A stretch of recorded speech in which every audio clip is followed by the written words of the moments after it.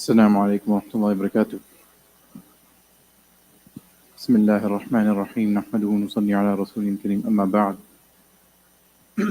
In our previous sessions, we've been discussing about how we can bring our fast to the higher level. And we discussed about how it is very important for us to not only stay away from food and drink, but also all sins from the different parts of our bodies, so that we can fulfill the spirit of fasting, and so that inshallah our fasting can become that which Allah subhanahu wa ta'ala has described in the Quran, لَعَلَّكُمْ تَتَّقُونَ. We can obtain that goal which Allah has mentioned in the Quran, which is to attain taqwa. And so we discussed the sins of the different parts of the bodies and how we can try to stay away from those sins, and also to do other actions that please Allah subhanahu wa ta'ala with these very same limbs. At the same time, we discussed about the importance of eating less and not trying to fill our stomachs completely while we are allowed to eat, because that kind of goes against the whole spirit of fasting. And we also talked lastly about the importance of trying to ask Allah subhanahu wa ta'ala and beg Allah subhanahu wa ta'ala to accept our actions and accept our fast, because that was the way of the Salaf, that they would beg Allah subhanahu wa ta'ala to accept their actions after they had done the actions. I just wanted to go into a little bit more detail about the aspect of going against the nafs. We talked about it briefly when we were talking about the food and how we should lower our intake of food in the month of Ramadan. And so we discussed about how the nafs slowly gets stronger the more you feed it and the more you feed your desires. And so we have to learn to control our nafs and go against it. And fasting in the month of Ramadan is a very great way to do that. And that's a very important part of why Allah subhanahu wa ta'ala says that you gain taqwa by fasting. It is because you learn to control your nafs and go against your nafs. And so you were able to fulfill the commands of Allah and stay away from that which Allah has prohibited much more. And that is pretty much the essence of this deen, is going against the nafs. Every single important action of the deen, if you look at it, involves some shape or the other of going against the nafs, going against the desires. Even salah, for example, there are many aspects of desires that we may have. We may not want to pray at that time, but we have to leave whatever we are doing, no matter how beloved it is to us, and we have to go and pray. Making wudu sometimes is difficult to our nafs, especially when it is cold, or especially when you're in a place where it's not easy to make wudu. Yet, you still have to go out of your way to make wudu. And similarly, paying zakat, our nafs loves money, and yet we have to part with that money, or at least part of that money. And in fasting, it is very obvious how we're going against our nafs, because forget haram and halal, we even have to stay away from things which are normally halal for us, which is food and drink for a certain period of time. So the point here is that going against the nafs is a very important aspect of the deen. And so I wanted to share in the next few sessions some stories of Sahaba radiallahu anhum to show that they went above and beyond just leaving sins.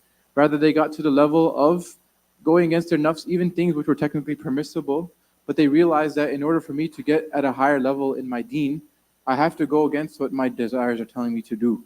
And that is how you truly get closer to Allah subhanahu wa ta'ala. So I'll mention one such example of Mu'adh radiallahu anhu. He was a sahabi who was such that he went against his nafs so much to the point where he became those that Allah calls a nafsul mutma'inna. That their nafs is so purified, and the person, the sahabi, he actually went against the nafs so much that his nafs started to actually desire good, to the point where his nafs will actually tell him that you should do this good thing, do that good thing. And so when he was passing away, his companions he started crying. He was on his deathbed and he was crying. And so Sahaba radiallahu anhum around him were astonished. They said, how could you be crying when you had no love for the dunya? So he replied that I'm only crying because I'm going to miss that thirst that I used to feel fasting on a hot summer day. إِنَّمَا أَبْكِي عَلَى ظَمَئِ الْهَوَاجِرِ. And the second thing he said, he's going to miss three things. One is this. The second is وَقِيَامِ لَيْلِ الشِّتَاءِ. He's going to miss standing on a cold winter night in front of Allah subhanahu wa ta'ala, making that wudu and getting up from the warm bed in order to get up and pray to Allah subhanahu wa ta'ala. This is obviously something which is very much against the nafs. Anyone who was in their warm bed on a cold day, especially back then, they had no heating, no insulation. So imagine how difficult it was to get up in the middle of the night to pray to Allah subhanahu wa ta'ala. Yet, despite forget about thinking bad of such a thing, he's actually going to miss it when he's leaving this dunya. And the last thing he said is sitting in the gatherings of ulama, the remembrance of Allah subhanahu wa ta'ala on my knees. This is also something which, after 10, 20, 30, 40, 50 minutes, it gets very difficult and tiresome. But he is actually going to miss doing so. And he says that this is one of the three things that he is regretting that he's going to leave behind in this dunya. The point is that he had trained his nafs to such an extent that it started desiring good. So this is the level we want to get to. May Allah subhanahu wa ta'ala grant us all tawfiq. Wa akhir da'wana alhamdulillahi rabbil alamin. اللهم لك الحمد كما ينبغي لجلال وجهك وعظيم سلطانك. اللهم لا نحصي ثناء عليك أنت كما أثنيت على نفسك. اللهم صل على محمد وعلى آل محمد وبارك وسلم. اللهم اغفر لنا وللمؤمنين والمؤمنات والمسلمين والمسلمات الأحياء منهم والأموات إنك سميع قريب مجيب الدعوات. اللهم آت نفوسنا تقواها وزكها أنت خير من زكاها أنت وليها ومولاها. اللهم اغفر لأهلنا في كل مكان. اللهم انصر أهلنا في فلسطين وفي كل بلاد العالم. اللهم فرج عنهم. اللهم ارزقهم. اللهم تقبل منهم. اللهم ربنا تقبل منا إنك أنت السميع العليم وتب علينا إنك أنت التواب الرحيم. سبحان ربك رب العزة عما يصفون وسلام على المرسلين والحمد لله رب العالمين. बिस्मिल्लाहिर्रहमानिर्रहीम अल्लाहुम्मा इन्नी लका सुमतु वला रिज़्क़िका अफ़्तारतु। ख़वातीन हज़रात, रोज़ा इफ़्तार कर लीजिए।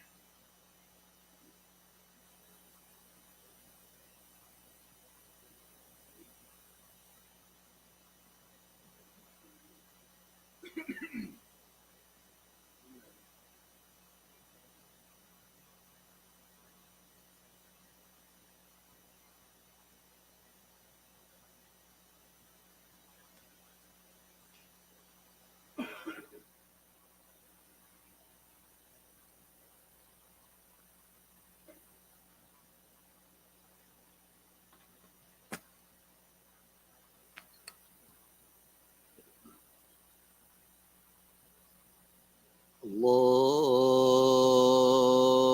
Akbar, Allahu Akbar, Allahu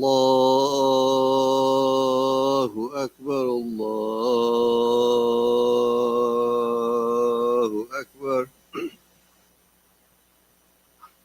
أشهد أن لا إله إلا الله.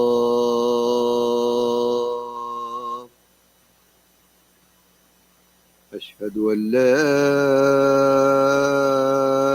إله إلا الله.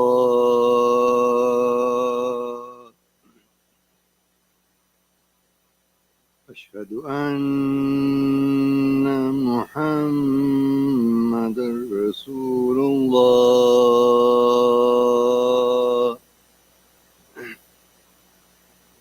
أشهد أن محمد رسول الله حي على الصلاة حي على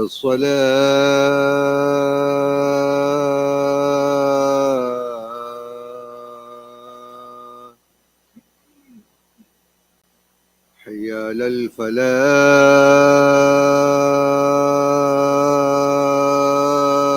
الفلاح حي على